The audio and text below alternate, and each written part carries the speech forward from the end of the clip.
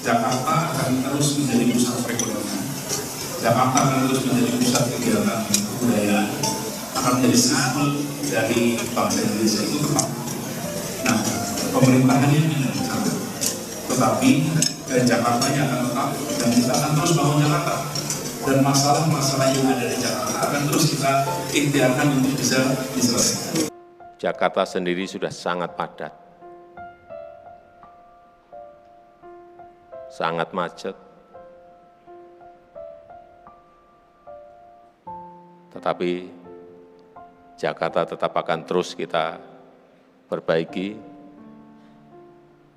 dan menjadi kota bisnis, kota pariwisata, kota ekonomi, dan Nusantara menjadi kota pemerintahan.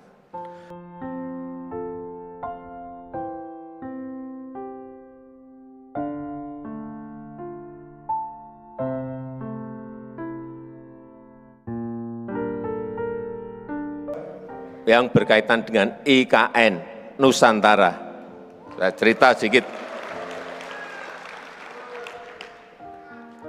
Indonesia ini negara besar. Negara besar. Jadi kalau Amerika memiliki New York dan Washington DC, Australia memiliki Melbourne dan Sydney,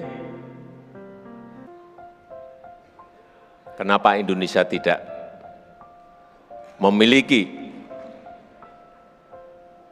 Jakarta dan memiliki Nusantara? Tetapi alasan pokoknya adalah pemerataan. Bapak Ibu bisa bayangkan, negara kita ini memiliki 17.000 pulau. Tetapi satu pulau yang namanya Pulau Jawa itu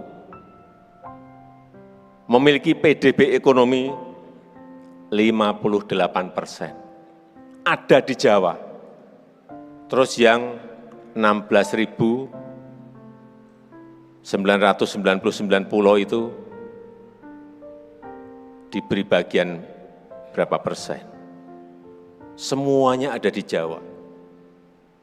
58%. Dan 56% penduduk Indonesia itu ada di Jawa. Betapa sangat padatnya Pulau Jawa.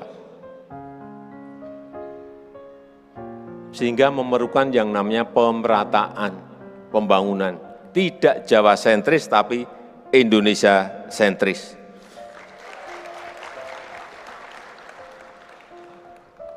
Dan yang perlu saya ingatkan, bahwa kita pindah ke ibu kota Nusantara ini, juga ini bukan gagasan saya, enggak. Ini sudah sejak Bung Karno tahun 60, Bung Karno sudah akan memindahkan ibu kota Jakarta itu ke Kalimantan, yaitu di Palangkaraya. Sehingga waktu FS itu juga, semuanya kita lihat lagi, di titik mana yang paling baik untuk perpindahan ibu kota itu. Dan yang paling penting, kita ini juga bukan hanya sekedar pindah gedung kementerian, bukan itu. Bukan fisiknya yang ingin kita pindah. Kita ingin memindahkan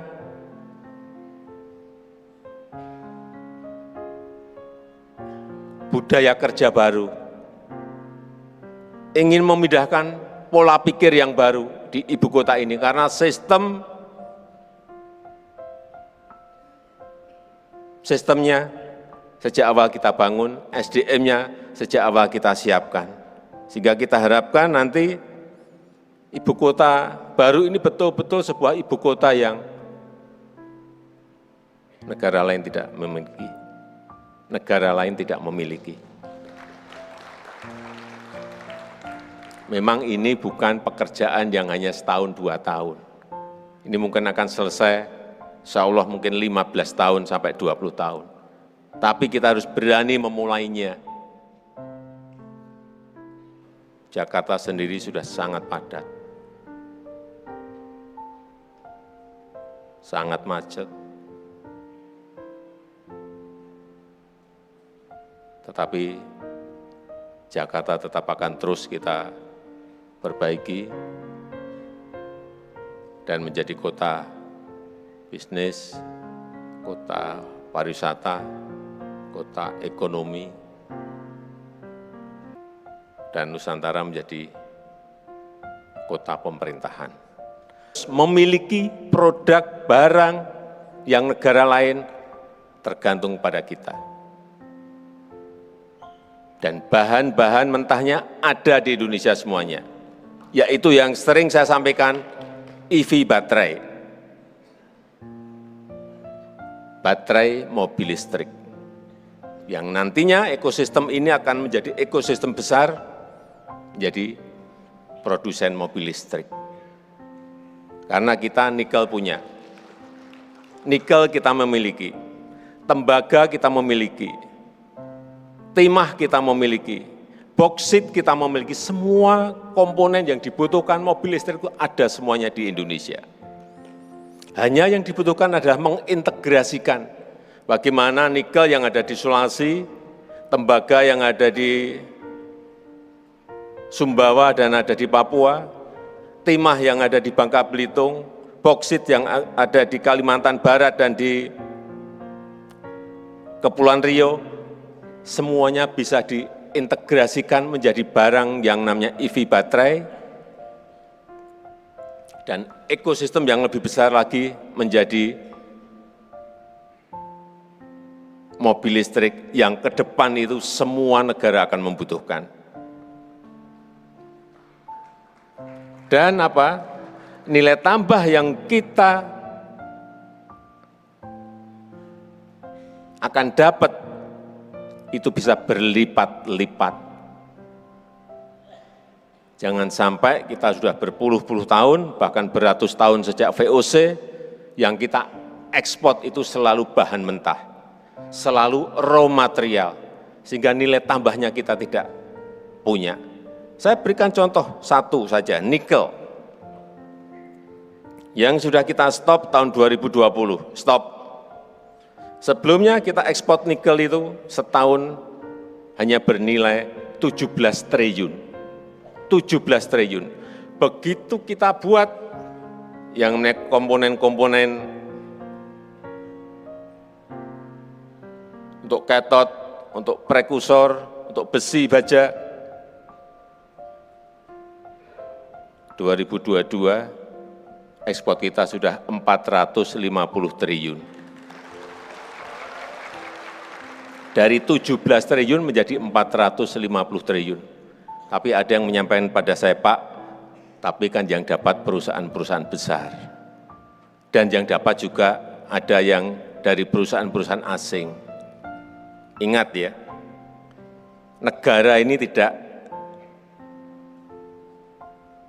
bisa memproduksi dalam artian ikut bergerak untuk mengurusi itu secara langsung.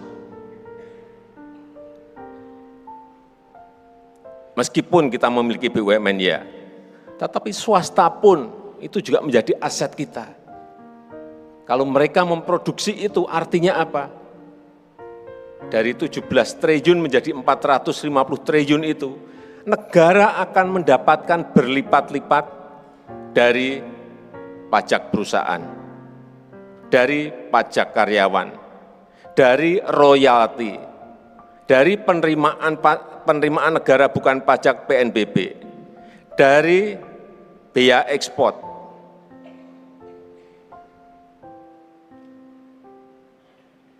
dari royalti. Kalau kita juga ikut memiliki saham sebagai contoh di Freeport, kita akan dapat ini.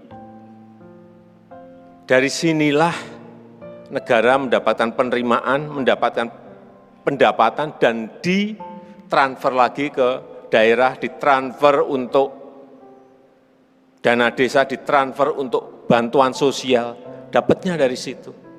Sehingga kalau ekosistem besar ini kita dapatkan, dan sudah bertelur mereka, telurnya tinggal kita minta, kita ambil. Inilah konsep besarnya seperti itu. Jangan sampai ada yang berpendapat, Pak, yang dapatkan perusahaan besar. Bukan. Kita pun, negara pun juga mendapatkan itu.